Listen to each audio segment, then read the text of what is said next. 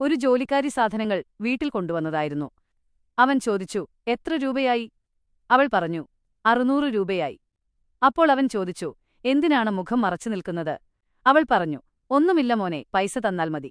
അവൻ പൈസ കൊടുത്തിട്ട് പറഞ്ഞു, ഈ ശബ്ദം എനിക്ക് നല്ല പരിചയമുള്ളതുപോലെ തോന്നുന്നുണ്ടല്ലോ. ഈ പ്രായത്തിൽ എന്തിനാണ് ജോലി ചെയ്യുന്നത്? എനിക്കെന്തെങ്കിലും സഹായിക്കാൻ പറ്റുമെങ്കിൽ പറയൂ. അവൾ പറഞ്ഞു, എനിക്ക് ഒരു സഹായവും വേണ്ട. അപ്പോഴാണ് അവൻ ആ സ്ത്രീയുടെ മുഖം കാണുന്നത്. അവൻ ഞെട്ടിച്ചോദിച്ചു, അമ്മേ? ഭാര്യ ചോദിച്ചു, എന്താ? എന്തുപറ്റി? അവൻ പറഞ്ഞു, എനിക്ക് അമ്മയെ ഓർമ്മ വന്നതാണ്. എന്റെ അമ്മ എവിടെയാണ്? അവൾ പറഞ്ഞു, ഞാൻ പറഞ്ഞതല്ലേ, അമ്മ തീർത്ഥയാത്രയ്ക്ക് പോയിരിക്കുകയാണ്. നമുക്കുവേണ്ടി പ്രാർത്ഥിക്കാൻ പോയതാണ്. എല്ലാവർക്കും ഇതുപോലൊരു അമ്മയെ കിട്ടില്ല. അമ്മ നമ്മൾക്ക് വേണ്ടി ഒരുപാട് പ്രാർത്ഥിക്കുന്നുണ്ട്. അവൻ ദേഷ്യപ്പെട്ട് പറഞ്ഞു, എത്ര തവണ എന്റെ അമ്മ നിന്നെക്കുറിച്ച് എന്നോട് പറഞ്ഞിട്ടുണ്ട്. പക്ഷേ ഞാൻ അമ്മയുടെ വാക്ക് വിശ്വസിച്ചില്ല, നിന്റെ വാക്കാണ് വിശ്വസിച്ചത്. ഇപ്പോഴും എന്റെ മുന്നിൽ നിന്ന് നീ കള്ളം പറയുകയാണല്ലേ? അവൾ പറഞ്ഞു, നിങ്ങളുടെ കാര്യത്തിൽ ഞാൻ ഇന്നുവരെ ഒരു കുറവും വരുത്തിയിട്ടില്ല. നിനക്കെന്താണ് പറ്റിയത്?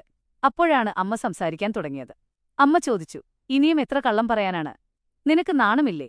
അവൾ പറഞ്ഞു, അതെ, ഞാൻ തന്നെയാണ് ചെയ്തത്. നമ്മുടെ പുതിയ വീട്ടിൽ അമ്മ നമ്മളോടൊപ്പം താമസിക്കുന്നത് എനിക്കിഷ്ടമല്ലായിരുന്നു. നീ എപ്പോഴും അമ്മയുടെ കൂടെ നടക്കുന്നതും എനിക്കിഷ്ടമല്ലായിരുന്നു. അതുകൊണ്ടാണ് ഞാൻ അമ്മയെ വീട്ടിൽ നിന്ന് പറഞ്ഞുവിട്ടത്. നമുക്ക് മാത്രം ഒരു ജീവിതം വേണമെന്ന് ഞാൻ വിചാരിച്ചു. അത് കേട്ടപ്പോൾ അവന് ദേഷ്യം വന്നു. അവൻ പറഞ്ഞു, ഇപ്പോൾ തന്നെ ഈ വീട്ടിൽ നിന്നിറങ്ങിപ്പോ. ഇവൻ ചെയ്തത് ശരിയാണോ? കമന്റ് ബോക്സിൽ പറയൂ.